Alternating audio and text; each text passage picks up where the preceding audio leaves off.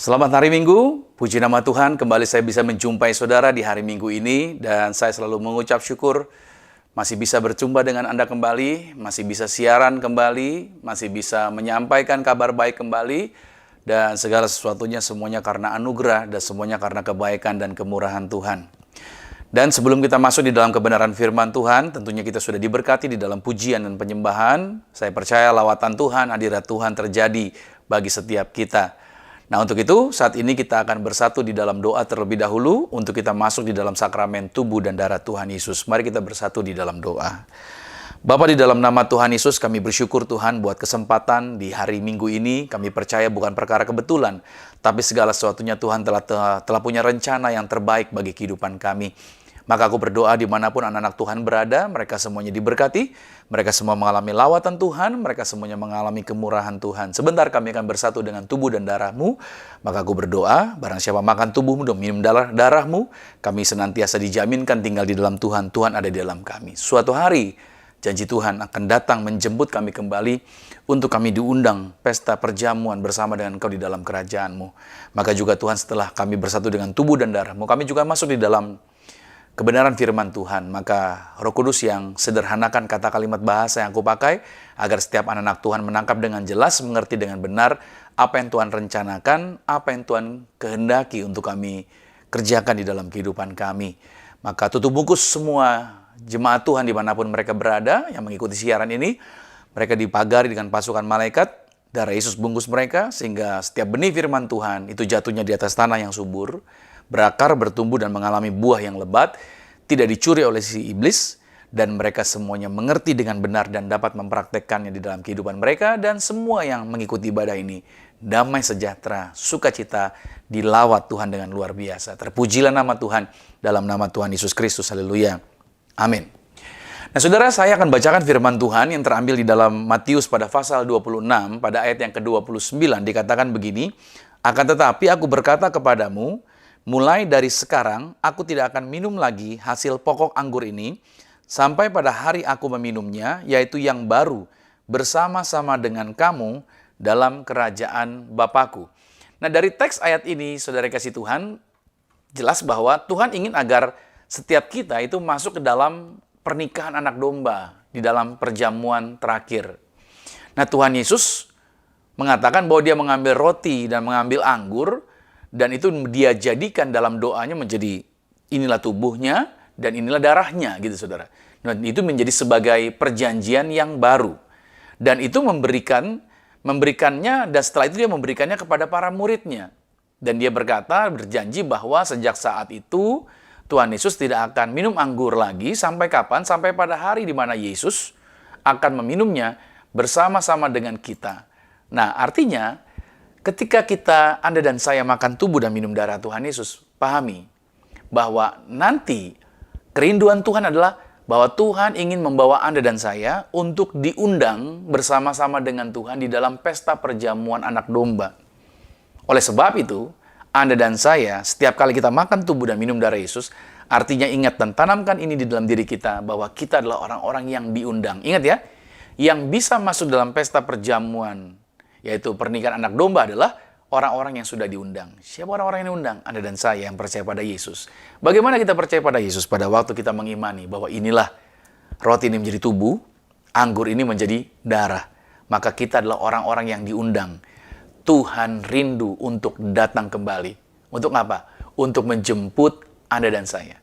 Karena dialah mempelai prianya.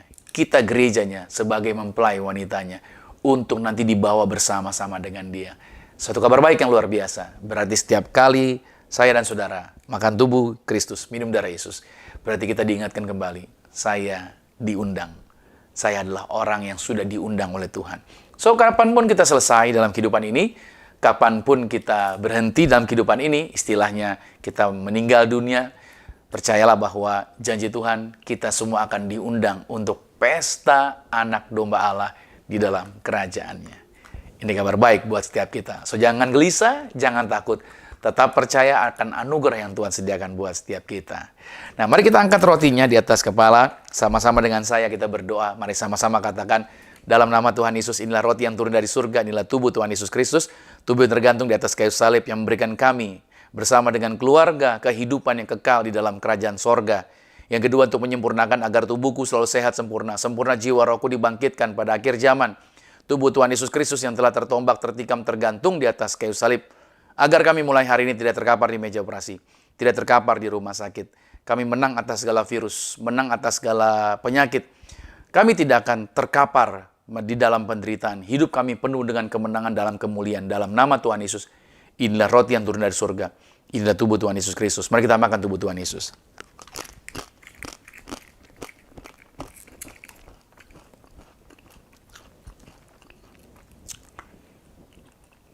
Bersama-sama kita angkat anggur ini.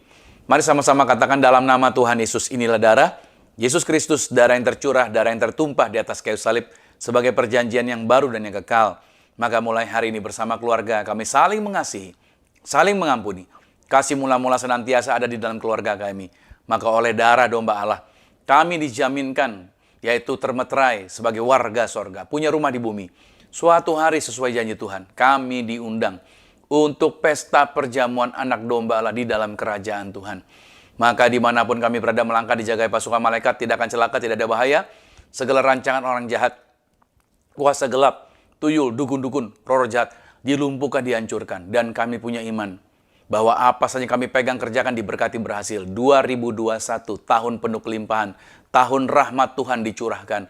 Kami tidak perlu takut khawatir karena kami percaya tahun ini tahun yang diberkati. Kelimpahan kemuliaan Tuhan ada bersama dengan kami dalam nama Tuhan Yesus. Inilah darah Yesus Kristus. Mari kita minum darah Tuhan Yesus.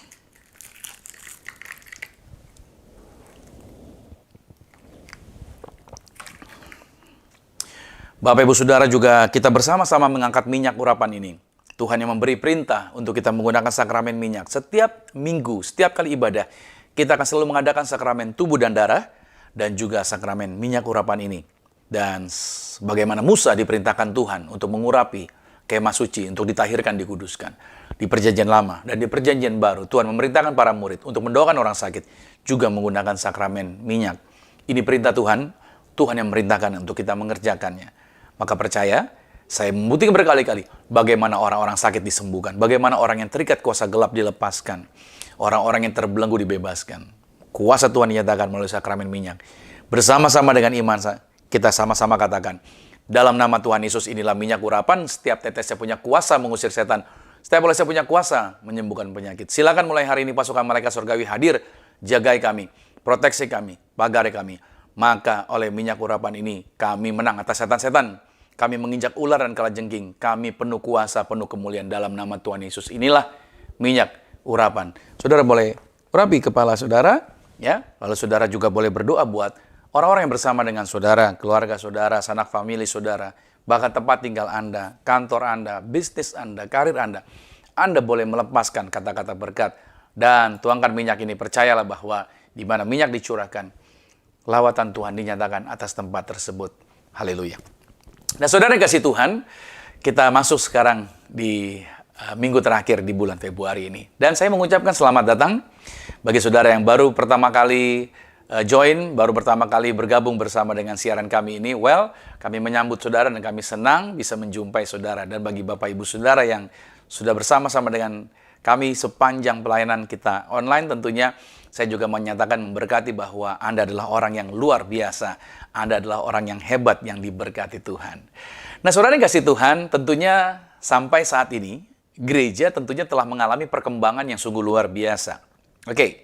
Dari jumlah orang yang menjadi percaya kepada Yesus, sampai berkembangnya jumlah komunitas Kristen di seluruh dunia.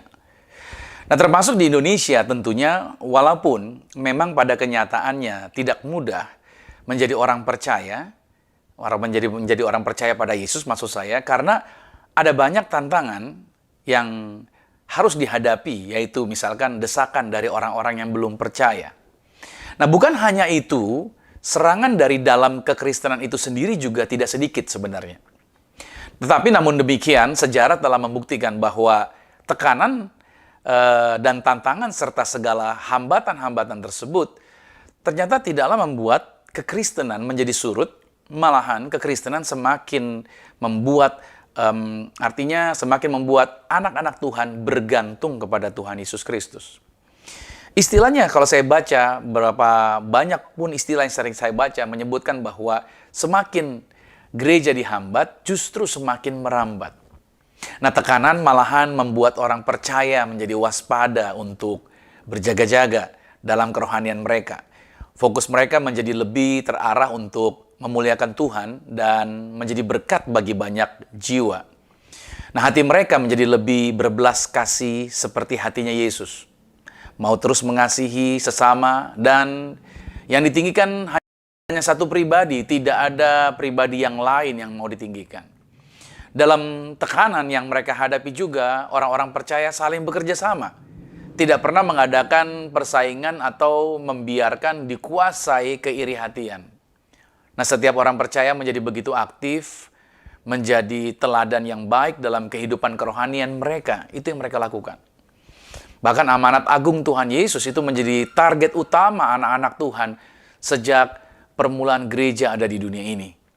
Terbukti pada saat adanya penganiayaan, justru gereja menjadi tersebar yang tadinya mereka hanya ada di dalam kota yaitu Yerusalem, tapi karena penganiayaan justru kekristenan menyebar ke berbagai pelosok negeri. Coba kita lihat dulu di dalam Kisah Rasul pada pasalnya yang ke-8, ayat yang pertama sampai dengan ayat yang ke-4.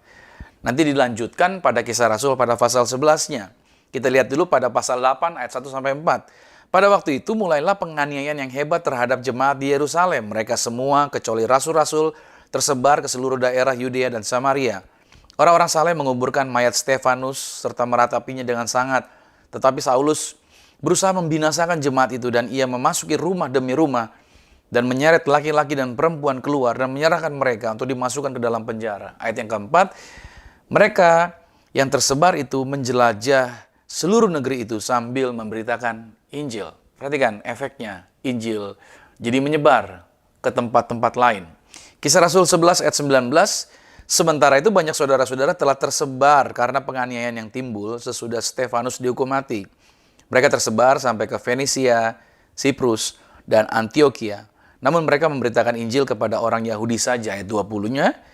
Akan tetapi di antara mereka ada beberapa orang Siprus dan orang Kirene yang tiba di Antioquia dan berkata-kata juga kepada orang-orang Yunani dan memberitakan Injil bahwa Yesus adalah Tuhan. Nah, ini menjadi menarik bahwa itu merupakan cikal bakal daripada pekabaran Injil yang sampai hari ini Anda dan saya dapat menerima kabar baik dan menjadikan kita orang percaya kepada Yesus. Nah, ini menarik sekali bahwa ketika ada penganiayaan, kekristenan justru semakin meluas dan melebar. Nah, saya tertarik dengan peristiwa yang saat ini sedang kita hadapi, yaitu peristiwa virus corona yang membuat gereja-gereja ditutup, pintu-pintu gereja tertutup. Orang-orang tidak lagi masuk di dalam gereja. Lebih banyak mereka dirumahkan. Tapi tahukah saudara bahwa ini merupakan seperti war, seperti perang, ya, sepertinya menghambat dan menghalangi kekristenan. Tetapi percayalah saudara, justru dengan adanya virus corona, dengan adanya virus yang menular dan menakutkan dan membuat orang-orang artinya dirumahkan, ternyata kekristenan justru semakin meluas. Terbukti sekarang orang semuanya bisa beribadah anytime dan anywhere, dan semua orang bisa mendownload, bisa join dengan gereja manapun juga. Mereka bisa mengikuti ibadah dimanapun juga. Dan ini jadi menarik, gereja sekarang bisa melalui siaran online seperti hari ini, dan semua orang sekarang bisa mengikuti ibadah tanpa susah payah. Mereka sekarang bisa mengikuti ibadah secara online. Artinya ini mirip sekali bahwa di zaman gereja mula-mula seperti hari ini. Kenapa sih demikian? Saya percaya bahwa Tuhan ingin agar gerejanya tidak nyaman, dalam artian tidak santai lagi. Justru penganiayaan atau masalah membuat gereja aktif, membuat gereja bersemangat untuk memberitakan kabar baik dan kabar Injil. Itu yang harusnya dilakukan. Nah, saudara dikasih Tuhan, saya lanjutkan kembali bahwa Anda dan saya sekarang menjadi orang percaya. Itu merupakan kabar baik yang kita terima dari apa yang pernah terjadi di Yerusalem, bahwa Injil menyebar sampai ke Indonesia, sampai ke Anda dan saya sekarang kita bisa menjadi orang percaya pada Yesus. Nah, di zaman sekarang ini saudara, setiap orang yang percaya, termasuk Anda dan saya, sekarang kita sedang menunggu apa? Yaitu menunggu penggenapan janji di mana Yesus Kristus akan datang yang kedua kalinya untuk menjemput gerejanya. Ya, kita adalah orang-orang yang sedang menantikan kedatangan Tuhan. Untuk itulah, menjadi tugas penting bagi gereja di akhir zaman supaya mempersiapkan jemaat Tuhan menjadi orang-orang yang bukan sekedar, percaya kepada Yesus saja, melainkan membangun umat Tuhan yang menjadi dewasa dalam kerohanian mereka. Untuk itulah, judul yang saya bawakan di minggu terakhir di bulan ini, yaitu dari tema utama di bulan Februari. Selama bulan Februari kita berbicara mengenai progres. Oke, masih ingat ya? Selama bulan Februari ini kita berbicara mengenai progres atau kemajuan. Maka judul hari ini kita berbicara mengenai maturity. Kita berbicara mengenai kedewasaan. Ya, maturity, kedewasaan. Karena kekristenan yang sejati bukan menitik beratkan kepada perkara-perkara agamawi, yaitu bukan sekedar kita memiliki status sebagai orang Kristen yang suka pergi ke gereja tiap minggu. It's good tentunya. Bukan sekadar orang Kristen yang pakai kalung atau anting salib, ya kan? Bukan sekadar itu. Atau mungkin orang Kristen yang kalau tiba-tiba kaget langsung teriak nama Yesus gitu ya, kalau kaget gitu. Bahkan sampai ditambahkan yaitu embel-embel, oh darah Tuhan tolong saya, misalkan begitu saudara ya. Kalau dia kaget disebut seperti itu. Nah, atau mungkin dia juga suka memposting tulisan-tulisan rohani gitu ya. Good sih, nggak apa-apa. Itu tentunya itu sesuatu yang baik dan memberkati. Tetapi yang saya mau katakan buat saudara, jangan berhenti sampai di situ. Kenapa? Karena kekristenan sejati lebih tertuju kepada pendewasaan secara rohani. Garis bawah itu dia. Pendewasaan secara rohani. Nah, berbicara mengenai dewasa secara rohani, saudara dikasih Tuhan, itu bukanlah perihal mengenai pertumbuhan fisik semata. Kedewasaan seseorang juga itu juga tidak ditentukan berdasarkan usia mereka. Nah, ini perlu digarisbawahi. Meskipun umur bertambah, belum tentu cara berpikirnya juga berubah menjadi matang. Tak jarang ada orang yang usianya tambah tinggi atau tidak muda lagi, tetapi masih memiliki sikap dan pola pikir yang kekanak-kanakan. Di sisi lainnya, tidak sedikit pula orang-orang yang berusia muda yang menunjukkan kedewasaan dalam berpikir, bertindak, dan mengambil keputusan. Nah, saya melihat gereja-gereja modern sekarang, saudara, itu memiliki berbagai program, memiliki berbagai program pengajaran yang menarik dan memberkati untuk membawa perubahan atas kehidupan orang percaya. Dengan program, dengan metode yang dipakai oleh gereja tersebut telah membuat banyak orang Kristen menjadi lebih maju dalam kerohanian mereka. Itu saya banyak jumpai, mereka menjadi lebih maju dalam kerohanian mereka. Itu juga yang menjadi daya pikat banyak orang yang mau bergabung dengan gereja-gereja modern tersebut. Nah, saya punya pendapat, saya berpendapat bagi diri saya sendiri, bila mana seseorang bergabung dengan gereja yang memiliki nilai yang luar biasa, maka tentunya ekspektasi saya, sikap dan tindakan mereka akan banyak mengalami perubahan. Bila mana ditanya, misalkan orang tersebut bergabung di gereja mana, gitu. Brur, bergabung di gereja mana, ibu, gitu kan. Mungkin orang tersebut dengan bangga menyebut nama gereja mereka yang hebat tadi dengan programnya, dengan konsepnya.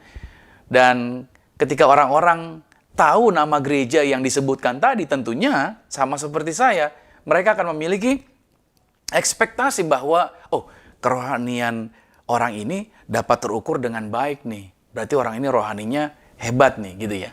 Nah, pemahaman saya ternyata keliru, saudara. Kenapa? Karena gereja-gereja yang punya program pengajaran serta nilai-nilai yang hebat tadi, ternyata jemaatnya belum tentu menerapkan itu semua dalam kehidupan pribadi mereka. Terbukti dalam pergaulan, dalam sikap yang saya banyak jumpai, saya banyak teliti. Nah, pertanyaannya apakah ini salah gerejanya atau salah gembalanya, gitu kan? Karena ada orang-orang yang mudah menghakimi serta menilai dan melihat salah satu anggota gereja yang misalkan bertindak tidak benar, spontan mereka mengatakan, siapa sih gembalanya? Gitu. Apa sih yang diajarin sama gembalanya? Waduh, kacau tuh gereja itu tuh. Gitu, saudara. Lebih mudah langsung melontarkan, gitu kan. Itu yang terjadi kan. Sesuatu dengan mudahnya pelontaran penuduhan itu. Nah, kalau kita melihat pelayanan Yesus di mana muridnya Yesus yang bernama Yudas yang menjadi bendahara diketahui sering kali mencuri uang kas. Bila mana ditanyakan pertanyaan yang sama, Apakah ini salahnya Yesus? Oke. Kurangkah firman yang diberikan Yesus kepada murid-muridnya? Oke. Lalu teladan Yesus apakah tidak terlihat sampai Yudas harus bisa menjadi pemegang uang yang sering mencuri? Nah, dari hal ini dapat kita ambil kesimpulan, bahwa menjadi dewasa rohani itu haruslah keputusan pribadi setiap orang itu sendiri, setiap orang percaya itu sendiri. Walaupun pemimpin yang telah memberikan tuntunan dan hal-hal rohani lainnya, nilai-nilai yang terbaik yang dibagikan, semuanya itu berpulang kembali kepada pribadi orang itu. Gitu loh, saudara. Walaupun orang itu mungkin ikut kelas-kelas bimbingan dan lain sebagainya, itu kembali lagi kepada diri orang itu sendiri, mau praktekkan nggak. Jadi artinya, kita seharusnya bukan sekadar menjadi orang Kristen. Bukan sekadar menjadi orang Kristen. Melainkan kita menjadi dewasa rohani. Itulah yang disebut dengan kemajuan atau progres yang kita bahas di bulan Februari ini. Lalu apa makna menjadi dewasa bagi orang Kristen? Apa maknanya? Menjadi orang Kristen yang dewasa itu berarti kita bertumbuh. Itu tidak hanya dalam pola pikir, tetapi juga secara kerohanian kita. Dan ini adalah sebuah proses yang harus kita lakukan continue, terus-menerus. Dan itu bukan sesuatu yang bisa diperoleh secara instan. Nah, setiap orang pasti senang ya menjadi dewasa. Bahkan suka atau tidak, semua orang harus menjalani proses tersebut. Tidak ada yang tetap kanak-kanak. Semua manusia akan bertumbuh, menjadi remaja, lalu pemuda, dewasa, dan akhirnya lanjut usia. Nah, demikian pula halnya dengan kehidupan rohani kita. Makanya Paulus menggambarkan orang yang baru pertama kali mengenal Kristus itu seperti bayi baru lahir yang hanya bisa minum air susu. Dalam 1 Korintus pada pasalnya yang ketiga pada ayat yang kedua, firman Tuhan berkata begini, "Susulah yang kuberikan kepadamu bukanlah makanan keras, sebab kamu belum dapat menerimanya. Dan sekarang pun kamu belum dapat menerimanya." Itu waktu masih baru, disebut dengan bayi rohani. Lalu setelah semakin dewasa, maka orang tersebut baru bisa menerima makanan yang keras. Dalam Ibrani 5 pada ayat yang ke-14 dikatakan, "Tetapi makanan keras adalah untuk orang-orang dewasa, yang karena mempunyai panca indera yang terlatih untuk membedakan yang baik daripada yang jahat." Nah, gambaran itulah yang diberikan oleh Paulus untuk menjelaskan bahwa kehidupan rohani juga harus semakin bertumbuh menjadi dewasa rohani. Konteks tersebut sebenarnya berbicara mengenai karakter. Nanti kita akan bahas di bagian akhir apa saja, saudara. Bahwa karakter seseorang itu sebagai ukuran dewasa rohani. Dia dewasa rohani atau tidak dewasa rohani. Jika seseorang masih suka iri hati dan berselisih dengan orang lain, ia sama seperti kanak-kanak yang belum dewasa rohani. Sebenarnya, jujur saja tidak terlampau sulit untuk mengetahui ciri-ciri kedewasaan rohani seseorang. Mau tahu? Salah satu caranya adalah dengan melihat kedewasaan emosionalnya. Nah, saya berikan tulisan bahwa menjadi tahu sesuatu jauh lebih mudah daripada mengubah sesuatu. Apa maksudnya? Maksud saya, misalkan saya tahu nih bahwa saya seorang yang pemarah. Saya tahu saya suka marah, gampang mudah marah. Maunya menang sendiri. Misalkan saya tahu diri saya egois, nggak peduli dengan orang lain. Tapi hanya sampai sebatas saya tahu sesuatu saja, saudara. Itu tidak akan pernah membawa kemajuan dalam kehidupan saya. Diperlukan respon saya untuk mau merubahnya. Diperlukan yaitu kerja sama saya untuk mau mengambil tindakan langkah untuk mau berubah. Dan jujur saja memang untuk mengubah semua hal itu tidak mudah. Memang tidak mudah, saya tahu itu. Nah, kita seringkali diajarkan pelbagai kebenaran firman Tuhan. Kita diajarin. Dan tidak sedikit di antara kita memiliki ayat-ayat kesukaan.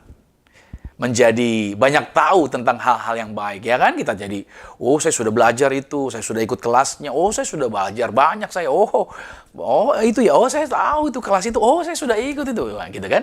Kita jadi banyak tahu, gitu kan?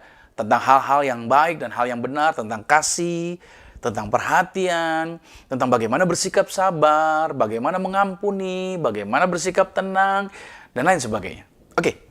Itu lebih mudah sebenarnya. Lebih mudah mengetahui. Tetapi intinya, saudara, ini artinya, ini persoalannya. ketika kita mau mempraktekkan semua itu, ternyata apa? Sulit. Itu dia.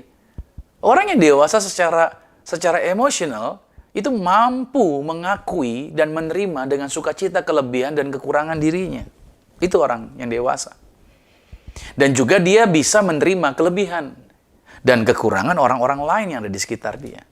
Sehingga akhirnya dia mampu berelasi, membangun hubungan dengan orang-orang lain dalam hubungan yang harmonis. Orang yang dewasa rohani juga mampu menerima siapa saja dengan latar belakang dan tingkat sosial apapun, nggak pilih-pilih. Oh, ini orang kaya nih, saya harus puja-puja dia nih.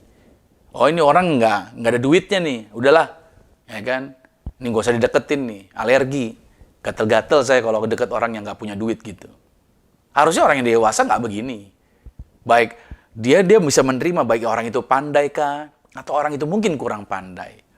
Oke? Atau orang itu maju, atau orang itu terbelakang. Orang yang dewasa mau menerima orang dalam berbagai latar belakang. Ia mampu berempati pada pergumulan dan masalah orang lain. Dia nggak mentingin hanya kepentingan diri dia sendiri aja. Ya kan? Hanya berfokus pada area maunya dia. Nah, semua orang bisa menjadi sahabatnya dalam suasana saling menghargai dan memperhatikan. Bukan malahan, yaitu menitik beratkan kepada kesalahan dan kelalaian. Itu orang dewasa. Nah, jika kedewasaan rohani ini terjadi pada kita, kita praktekkan kedewasaan rohani ini dalam keluarga, dalam pekerjaan, dalam pelayanan, dalam kehidupan bermasyarakat, maka kita benar-benar akan menjalani hidup yang penuh dengan damai sejahtera. Dan kita akan selalu membawa kedamaian tersebut di mana saja kita berada. Dalam Ibrani pada pasal 12 pada ayat yang ke-14 dikatakan begini, berusahalah hidup damai dengan semua orang dan kejarlah kekudusan. Sebab tanpa kekudusan tidak seorang pun akan melihat Tuhan. Ya, dia akan selalu membawa damai. Dia tidak akan membawa permusuhan, meledak-meledak sana-sini. Tidak. Harusnya kita membawa damai karena damai Kristus ada di dalam diri kita. Nah, saudara, namun semua itu baru bisa terjadi jika kita sungguh-sungguh memiliki kedewasaan rohani. Roh Kudus akan terus-menerus menolong kita untuk dapat hidup dengan baik dan benar. Dan itu dengan adanya Roh Kudus kita izinkan dalam diri kita. Kita bekerja sama dengan Dia. Itu akan dapat mengontrol emosi kita. Sehingga dengan cinta kasih, dengan kesabaran, dengan perhatian yang mendasari relasi kita dengan setiap orang, maka kehidupan di dunia ini itu akan menjadi semakin harmonis. Dengan tetangga kah, dengan siapapun. Harusnya kita membangun hubungan relasi yang baik, bukan malah jadi bertengkar dan adu otot lain sebagainya. Ingat, orang Kristen harus dewasa rohani. Dia akan dilihat oleh orang-orang sekitarnya. Lalu bagaimana agar orang percaya dapat menjadi seorang Kristen yang dewasa rohani? Saya akan bagikan tipsnya ini. Saya akan bagikan langkahnya buat saudara. Saya berharap dengan ini, saudara bisa mengalami perubahan, mengalami kemajuan. Nah, yang pertama adalah bagaimana agar kita menjadi seorang Kristen yang dewasa rohani, yaitu mau mengalami Tuhan secara pribadi. Mau mengalami Tuhan secara pribadi. Kejadian 24, ayat 12 sampai dengan 14 dikatakan begini.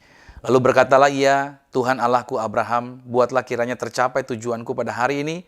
Tunjukkanlah kasih setiamu kepada Tuanku Abraham.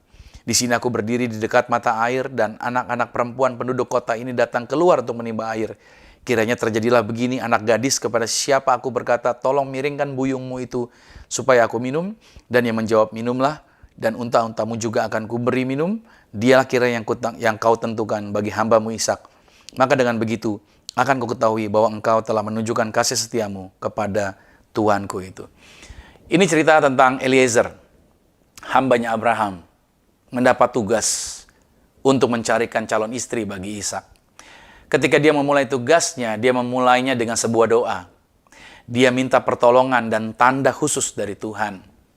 Karena dia telah bersumpah di hadapan Abraham bahwa dia tidak akan mencarikan istri bagi Ishak dari orang-orang perempuan Kanaan, melainkan dari sanak saudaranya Abraham.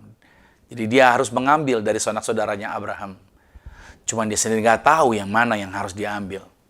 Yang mana perempuan yang akan dia pilihkan untuk Ishak. Dan itulah yang dia doakan tadi dalam teks yang kita bahas dalam Kejadian pada pasal 24 ini. Nah, ketika dia berdoa, saudara, ada hal yang ajaib. Ada seorang wanita, masih anak gadis, lalu datang mendekati dia, lalu menimba air, dan dia bertanya kepada anak gadis itu, ya kan? Tolong miringkan buyungmu. Dia minta seperti itu. Lalu perempuan yang habis mengambil air di sumur tadi memiringkannya dan memberikannya minum buat dia. Tetapi bukan hanya buat dia, malahan dia membaginya juga buat semua unta-untanya. Saudara, itu bukan pekerjaan mudah menimba air. Nah, itu tentunya pekerjaan yang makan waktu, saudara. Di situ dia harus ambil ulang airnya, timba, turun lagi ke bawah, lalu angkat lagi, kasih ke tempat minumnya unta, gitu, saudara. Dia balik lagi, ambil lagi, bolak-balik. Dan itu pekerjaan yang melelahkan sebenarnya. Saudara tahu bahwa unta itu binatang yang banyak minum, saudara. Jadi, kalau untanya itu ada banyak yang dibawa oleh hambanya Abraham ini. Ya, semuanya diberi minum oleh Ribka. Oke, dia melakukan itu semuanya. Dan tentunya kalau sudah melihat itu hal yang capek sekali. Saya pikir Ribka sering latihan fitness di zaman itu, saudara.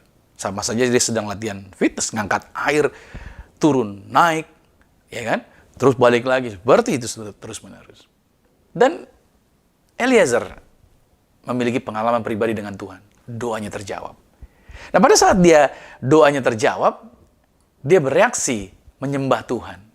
Dia bersyukur sekali memiliki pengalaman ini. Dia begitu bangga dengan Tuhan bahwa doanya dijawab. Dia tidak sendirian berarti.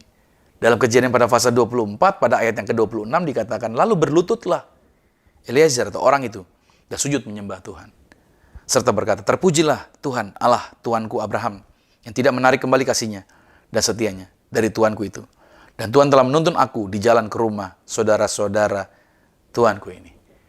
Anda bisa lihat bahwa kesaksian atau pengalaman pribadi itu membuat seseorang terlatih untuk menjadi orang yang dewasa rohani. Setiap kita perlu mengalami yang namanya pengalaman pribadi dengan Tuhan. Situasi hari ini yang kita hadapi, tentunya ini menjadi pengalaman pribadi kita dengan Tuhan. Semakin banyak waktu kita dengan Tuhan. Tentunya masing-masing kalau saya tanyakan, saudara punya pengalaman pribadi? Pasti ada. Saya pun mengalami banyak pengalaman pribadi yang membuat kenapa saya terlatih, kenapa saya bisa melatih diri saya untuk menjadi orang yang dewasa rohani.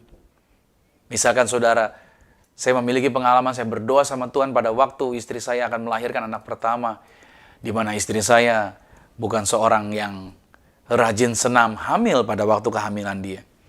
Dia seorang wanita yang beratnya 43 kilo, saudara, pada waktu menikah. Itu langsing, kurus istilahnya. Tetapi pada waktu hamil bisa mencapai hampir 60-70 kilo. Dan itu berat sekali bagi dia. Dan semua orang udah bilang, ini pasti akan lahirnya sesar.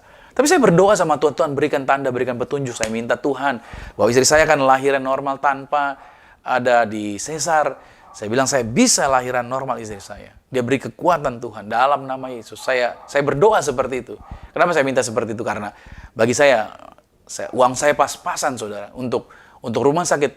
Gak mungkin terlalu banyak untuk sesar, itu biaya besar. Jadi saya bilang, Tuhan, saya pengen normal dan istri saya bisa lahiran normal. Dan apa yang saya doakan, apa yang saya minta, itu benar-benar berhasil. Dari anak pertama, anak kedua, ketiga, sampai anak yang keempat, semuanya lahirnya normal. Dan saya berdoa luar biasa. Bahkan yang paling berat adalah anak yang kedua, saudara. Di mana anak saya yang pertama beratnya 3,7 kilo. Anak saya yang kedua itu 4,4 kilo, saudara. Dan itu melelahkan sekali bagi istri saya untuk lahiran anak yang kedua. Tapi saya melihat bagaimana Tuhan menunjukkan kepada saya bahwa doa saya tidak diabaikan. Tapi Tuhan dengar dan Tuhan jawab. Nah, dari pengalaman-pengalaman ini, saudara, saya mengalami Tuhan secara pribadi membuat saya sadar bahwa saya yakin Dia ada bersama dengan saya. Dalam situasi apapun yang saya hadapi, Dia tidak pernah undur. Bagi saya, Tuhan itu dahsyat, Tuhan itu hebat. Makanya, orang yang dewasa rohani akan memiliki yang namanya pengalaman pribadi dengan Tuhan. Maka karena itu, saudara, miliki pengalaman pribadi dengan Tuhan. Itu akan membuat saudara menjadi orang yang dewasa rohani. Lalu langkah yang kedua adalah selalu ingin belajar. Nah, ini penting nih. Selalu ingin belajar. 1 Petrus pada pasal 2 pada ayat yang kedua dikatakan, dan jadilah sama seperti bayi yang baru lahir, yang selalu ingin akan air susu yang murni dan yang rohani, supaya olehnya kamu bertumbuh dan beroleh keselamatan. Nah, pada saat kita memutuskan menjadi murid Yesus yang sejati dan mengikut Tuhan, kita itu ibarat bayi yang baru lahir. Dan nutrisi terbaik untuk bayi adalah air susu yang murni. Tetapi demikian pula halnya untuk menjadi seorang Kristen yang dewasa, kita harus mengisi diri kita dengan hal-hal yang murni. Antara lain, apa saja? Yaitu kita mulai belajar. Ini dia, saya suka orang yang suka belajar. Yaitu belajar menggali firman Tuhan lebih dalam. Anda perlu menggali firman Tuhan lebih dalam. Ini penting sekali. Karena dengan menggali firman Tuhan lebih dalam, kita semakin fasih, semakin paham apa maksud daripada firman Tuhan itu. Kita jangan asal baca firman Tuhan, asal orang ngomong sesuatu, langsung main terima saja. Maksud saya, segala sesuatu, apapun kesaksian orang harus based on Bible. Jadi kalau nggak dasarnya Alkitab, better Anda tolak. Kenapa? Anda harus punya standar Alkitab. Maksud saya, jadi orang Kristen jangan gampang terima ada orang kesaksian A, kesaksian B. Wah, spektakuler dan segala macam itu kesaksiannya. Dulu saya berpikir karena orang itu dia punya kesaksiannya seperti itu, saya pikir wah ini orang hebat dan luar biasa. Ternyata saudara, kalau kita menggali firman Tuhan dengan benar, kita tidak akan mudah gampangnya percaya dengan kesaksian orang. Maksud saya, dengan kita belajar menggali firman Tuhan, kita menjadi orang-orang yang menjadi dewasa. Cara berpikir kita menjadi lebih matang. Makanya saya menganjurkan kepada jemaat Tuhan, saya punya istilah, saya belajar dari gereja lain, dari hamba Tuhan yang lebih senior dari saya berkata bahwa dilarang goblok gitu saudara. Jemaat Tuhan dilarang goblok.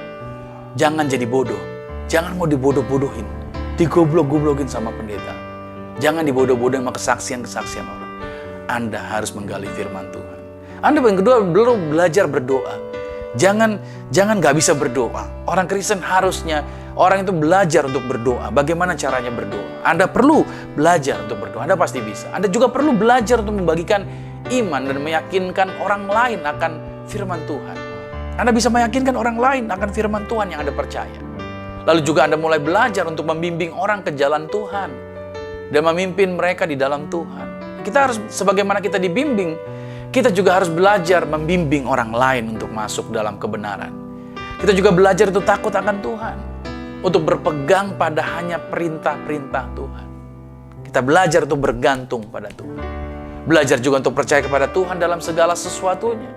Belajar untuk percaya apa yang Tuhan firmankan. Anda juga perlu belajar untuk taat, berserah, dan melakukan hal yang benar, meskipun itu semuanya sulit, tidak mudah. Nah saudara, kemauan belajar adalah salah satu syarat untuk dapat menjadi dewasa rohani. Tidak ada kata cukup untuk belajar. Pernah ada kata cukup untuk belajar.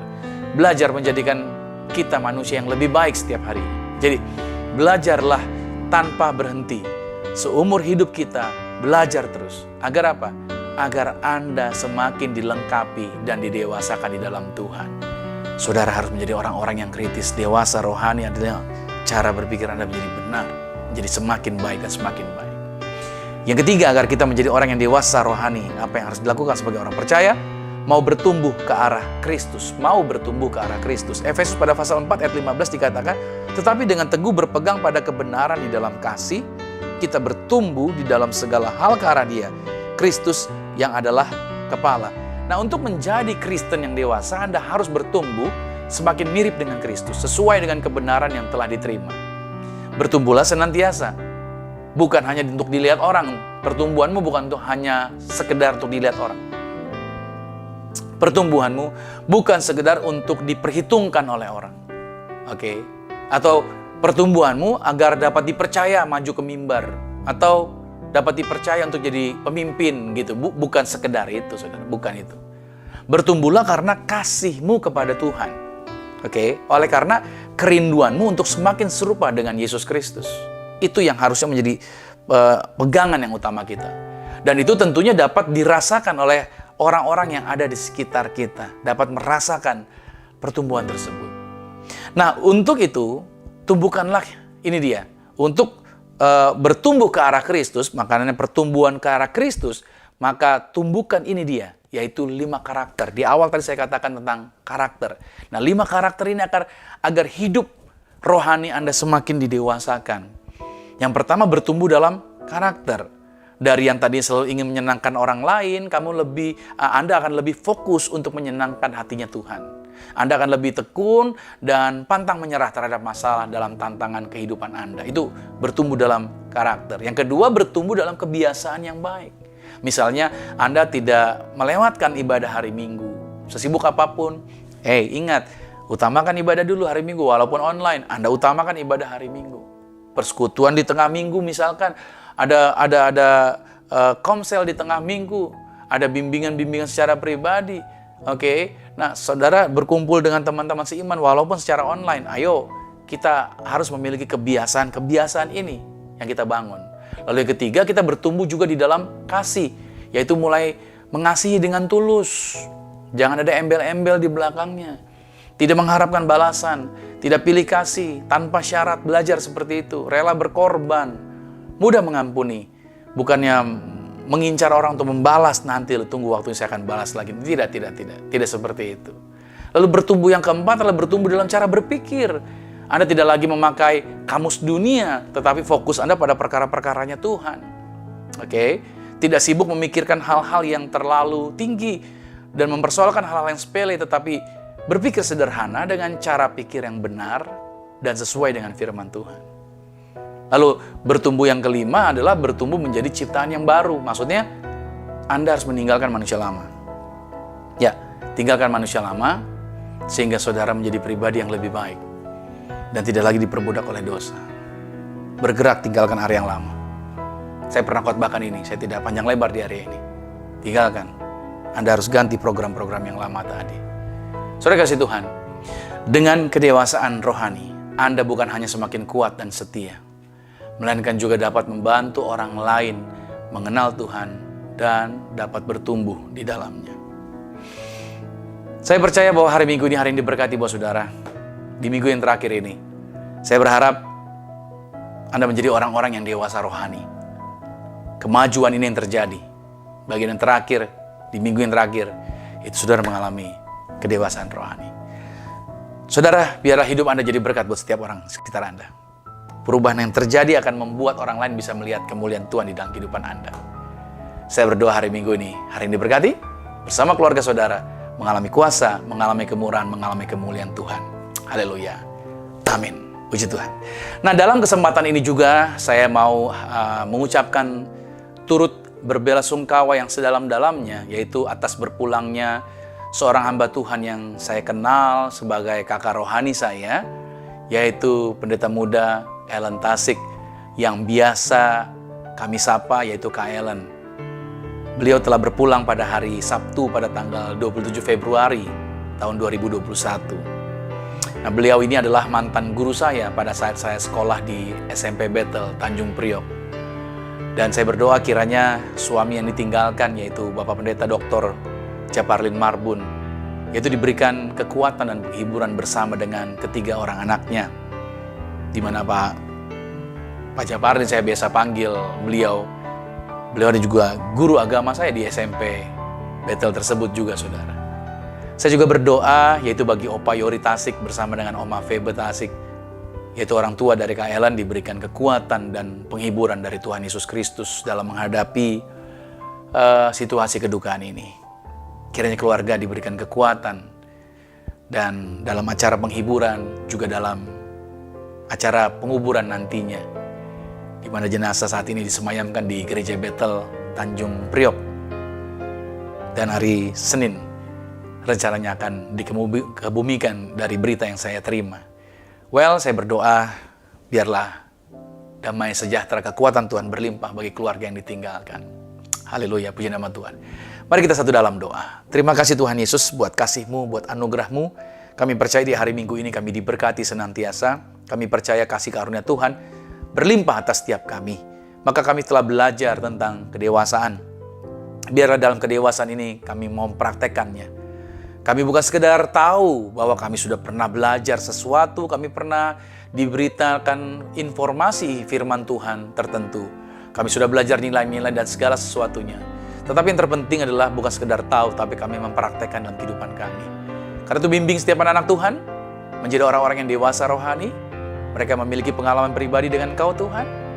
Terus mereka mau belajar di dalam kehidupan mereka, dan mereka bertumbuh ke arah Kristus.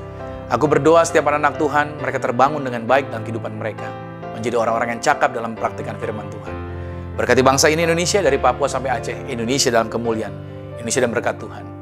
Berkati seluruh teman-teman yang sudah terlibat melayani, setiap pribadi yang terlibat melayani, dan setiap mereka sudah korban pelayanan, diberkati dengan luar biasa. Kasih karunia Tuhan ada bersama dengan mereka. Terima kasih Tuhan Yesus buat segala sesuatunya. Terima kasih buat anugerah yang Tuhan telah limpahkan. Aku berdoa melalui siaran ini, nama Tuhan dipermuliakan, menjangkau setiap orang. Mereka mengalami perubahan hidup, mereka mengalami perkembangan, dan mereka juga mengalami pertobatan kehidupan yang baru di dalam kehidupan mereka. Aku berdoa firman Tuhan tidak pernah kembali sia-sia, tapi akan mengerjakan segala sesuatunya dan dibuat berhasil. Dan saat ini kami akan mengakhiri, dan kami akan terima berkat-berkat Tuhan. Kekasih Kristus arahkan hati, aminkan setiap berkat ini menjadi milik kita. Diberkatilah engkau di dalam usahamu, diberkatilah engkau di dalam pekerjaanmu, diberkatilah engkau di dalam studi sekolah kuliahmu, dan diberkatilah engkau di dalam pelayananmu. Apapun yang kau pegang kerjakan di dalam kekudusan, ingatlah perkara ini, Tuhan Yesus Kristus pasti buat kau berhasil. Diangkat Tuhan kau naik ke atas bukan turun, jadi kepala bukan ekor. Aku berdoa sepanjang minggu, bulan, bahkan tahun ini, bahkan memasuki bulan yang baru di bulan Maret. Biar engkau diberkati senantiasa bersama dengan keluargamu dalam segala kelimpahan.